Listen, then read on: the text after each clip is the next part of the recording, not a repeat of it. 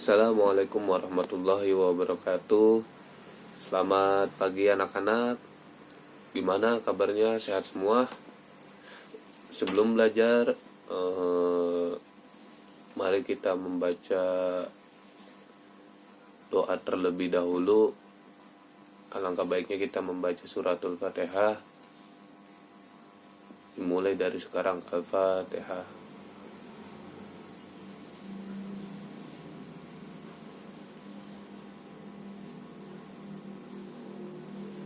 Oke, selesai. Terima kasih. Semoga di awal pembacaan tadi ilmu yang kita dapat bisa bermanfaat untuk masa depan kita, terutama untuk diri kita sendiri. Nah, di sini kita akan membahas tentang toharo dalam arti bersuci. Apakah di sini anak-anak udah ada yang pada tahu arti dari bersuci ini? Maksud dari bersuci? Nah, daripada semuanya nggak pada tahu nih, Bapak kasih tahu ya. Menurut syara atau istilah, bersuci adalah membersihkan diri, pakaian, tempat, dan benda-benda lain dari najis dan hadas menurut cara-cara yang ditentukan oleh syariat Islam. Jadi maksudnya ini bersuci itu membersihkan diri, dengan entah itu yang ada di dalam diri kita, entah itu yang ada di luar atau di tempat-tempat yang ada di sekitar kita. Itu semuanya harus benar-benar bersih, terus ya jauh dari yang namanya najis. Nah, toharo atau bersuci itu adalah syarat wajib yang harus dilakukan dalam beberapa macam ibadah. Nah, di sini ada ayat Quran surat Al-Maidah ayat 6 yang artinya, hai orang-orang yang beriman, apabila kamu hendak mengerjakan sholat, maka basuhlah mukamu dan tanganmu sampai dengan sikut, dan sapulah kepalamu dan kakimu sampai dengan kedua mata kaki. Dan jika kamu junub, maka mandilah. Dan jika kamu sakit atau dalam perjalanan atau kembali dari tempat buang air atau menyentuh perempuan, lalu kamu tidak memperoleh air, maka bertayamumlah dengan tanah yang baik, dalam arti bersih ya. Sapulah mukamu dan tanganmu dengan tanah itu. Allah tidak hendak menyulitkan kamu, tetapi Dia hendak membersihkan kamu dan menyempurnakan nikmat bagimu supaya kamu bersyukur. Nah, itu sudah jelas ya. Jadi sholat pun itu harus benar-benar bersih dari segala macam kotoran, entah itu bersih dari hadas kecil atau hadas besar.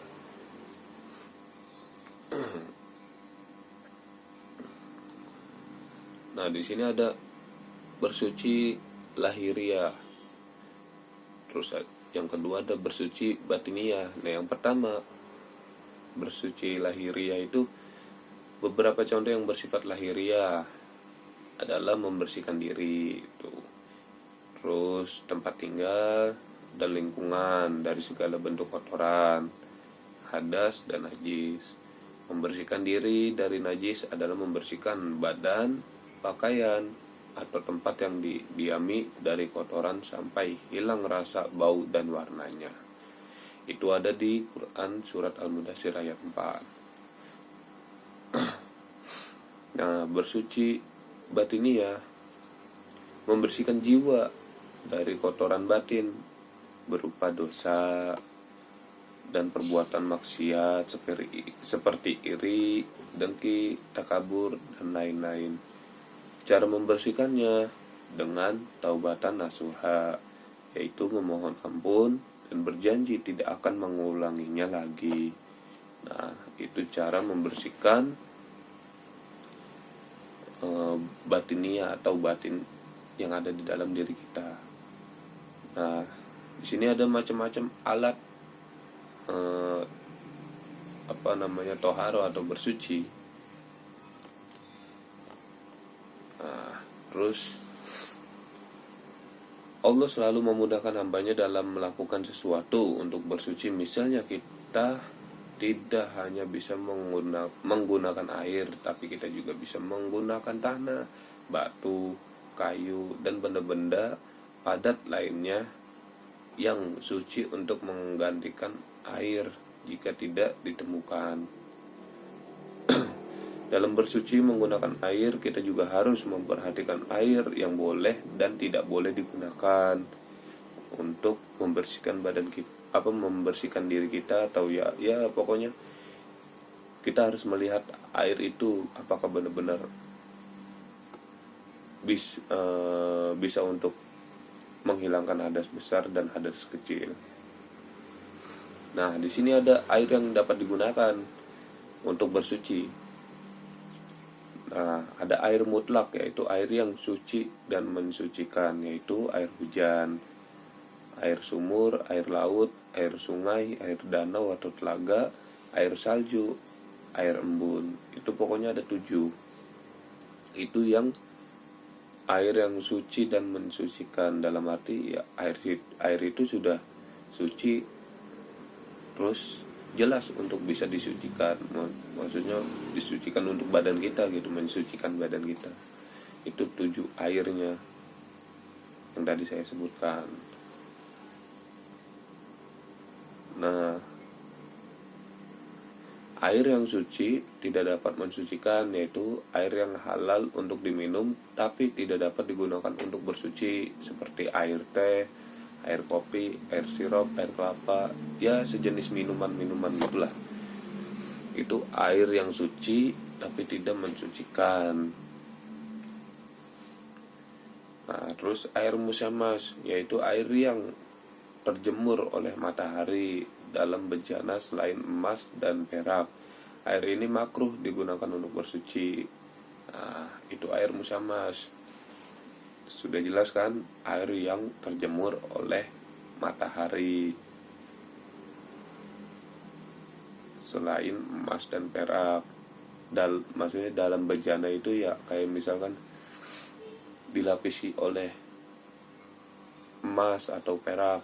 Contohnya misalkan ada botol aqua kan, itu biasanya kan nanti dia mengeluarkan embun-embun gitu tuh, uap. Nah, itu air itu tidak boleh.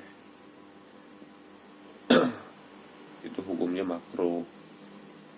Nah, air mustakmal, yaitu air yang telah digunakan untuk bersuci. Air ini tidak boleh digunakan untuk bersuci walaupun tidak berubah rasa, bau maupun warnanya. Jadi air mustakmal itu air yang telah digunakan untuk bersuci. Jadi misal kita habis mandi, habis bersuci, dan air itu dipakai lagi, itu tidak boleh. Walaupun warna, bau dan segala macam itu tidak ada yang berubah, tapi kan itu air sudah pernah kita pakai. Nah, air mutanajis, yaitu air yang sudah terkena najis, baik yang sudah berubah warna, rasa dan bau, maupun yang tidak berubah dalam jumlah yang sedikit, yaitu kurang dari 2 kula atau 270 liter menurut ulama kontemporer.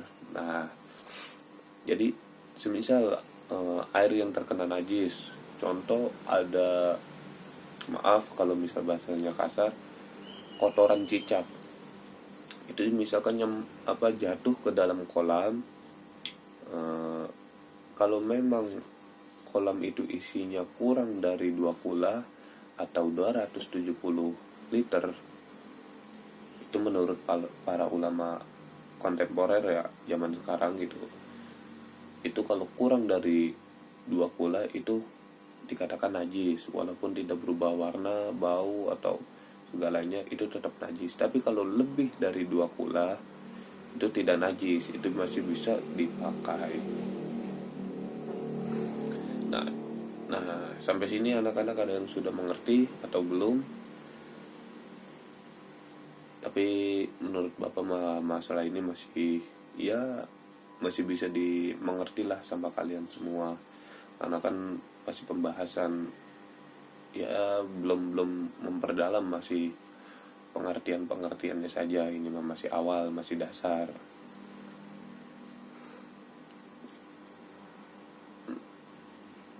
Nah,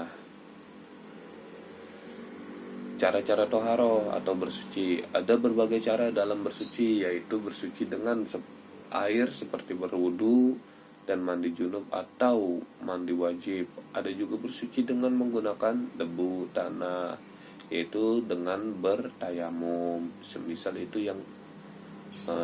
kita tidak ada air, kita bisa menggunakan tanah atau debu. Contoh yang ada, misalkan debu yang ada di jendela. Tapi yang sekiranya kita memilih debu itu atau tanah yang menurut keyakinan kita itu benar-benar bersih, ya jangan asal misalkan wah ada tanah yang di depan halaman rumah gitu kan, debu-debunya, nah dilihat apakah itu benar-benar suci atau tidak. Itu tergantung keyakinan. Tapi kalau menurut Bapak pribadi itu kalau yang benar-benar suci kayak yang ada di jendela, di pintu, karena kan itu benar-benar debu yang misalkan dari tanah terus berterbangan kan, nempel di dinding-dinding gitu. Nah, itu yang benar-benar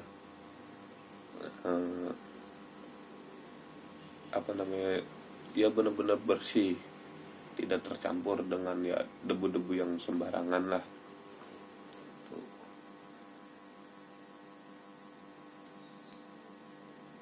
Nah, kalau toharo itu kan bersuci, pasti otomatis ini ada tambahan ya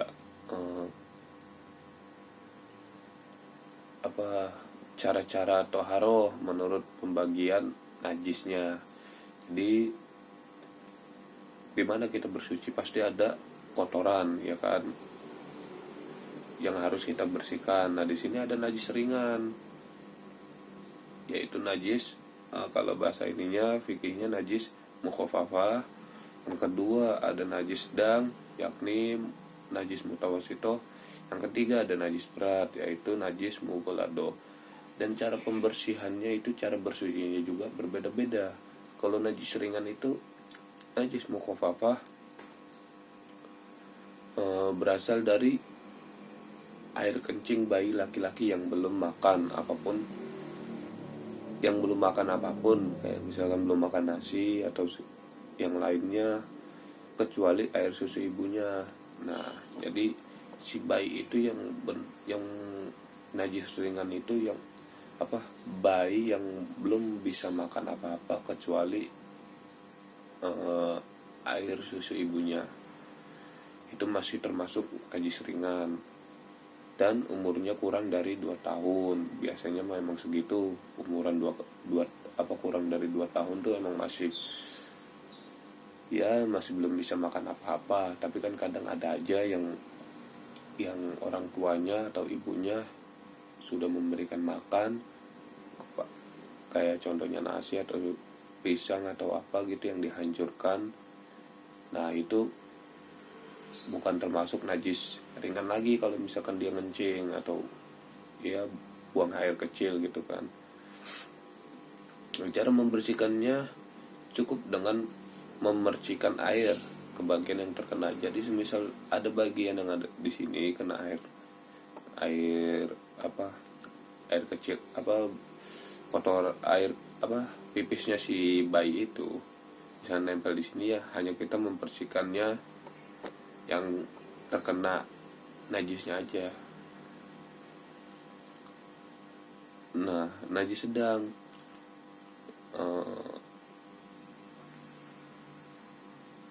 najis ini tergolong dengan najis ini adalah kotoran, air kencing dan sebagainya macam. Jadi ibarat kata mah seperti najis apa ya, kotoran ayam misalkan, cukup dengan membasuh atau menyiramkan dengan air sampai najis tersebut hilang, baik rasa, bau maupun warnanya. Contohnya misalkan ada kotoran ayam itu nempel di lantai, nah otomatis kan kita bersihin dulu kotorannya segala macam, sekiranya sudah hilang bentuknya, warnanya, semuanya, nah nanti kita siram dengan air, atau enggak ya kalau misalkan kotorannya itu basah ya otomatis buang dulu semuanya kotoran itu benar-benar sampai bersih, terus dilap kering ya, situ baru di apa namanya di ya di lap atau disiram gitu. Tapi sekiranya jangan sampai nyebar airnya tuh, karena bisa dikatakan najis juga. Ya ada yang mengatakan seperti itu. Ya syukur-syukur ya sebisa mungkin jangan sampai tersebar lah intinya. Nah, najis berat atau najis mughalladho, najis ini biasanya kayak misalkan ya maaf kalau bapak ngomongnya kasar, kayak anjing dan babi. Nah itu benar-benar udah najis berat. Cara membersihkannya yaitu dengan menghilangkan barang najisnya terlebih dahulu, lalu menyucinya dengan air bersih sebanyak 7 kali, dan salah satunya dengan tanah atau batu. Jadi kita bersihkan dulu sampai 7 kali. Nah di antara 7 itu, entah itu di awal, entah itu di pertengahan atau akhir, itu kita bersihkan dengan tanah atau batu gitu. Pokoknya 7 pembersihan itu dengan air, salah satunya ya ditaburkan dengan, bukan dengan air tapi ya dengan tanah biar benar-benar bersih. Itu emang cara najis membersihkan najis berat atau mughalladho. Ya mungkin cukup sekian penjelasan dari Bapak tentang toharo. Ya maaf kalau penjelasannya rada singkat. Ya mungkin kalau misalkan ada yang kurang mengerti bisa ditanyakan nanti, entah itu di luar jam sekolah atau ya kapan saja Bapak pun bisa. Ya cukup sampai di sini. Wabillahi taufiq wal hidayah. Wassalamualaikum warahmatullahi wabarakatuh.